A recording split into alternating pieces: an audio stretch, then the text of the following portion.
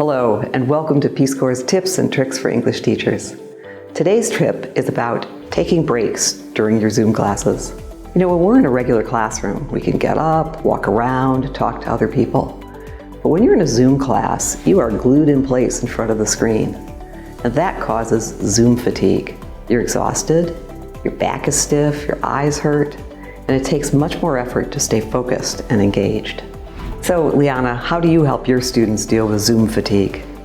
I schedule short breaks during the class. Sometimes I have my students turn their cameras off and listen to some relaxing music I play. Sometimes I lead them in simple stretching exercises. Sometimes I just give them 5 minutes to go get water or a snack. Taking breaks helps them relax and keeps their energy level up. So Yeva, how do you deal with Zoom fatigue? Sometimes I am in Zoom for several hours a day. Breaks help a lot, even if they are short. I feel so much better when I stand up and move. So it's important to take breaks, not just between your classes, but during them. It helps you and your students give your minds a rest and ensures that everyone will be less distracted when you join the class again. How do you help your students rest and reset their focus in a Zoom class?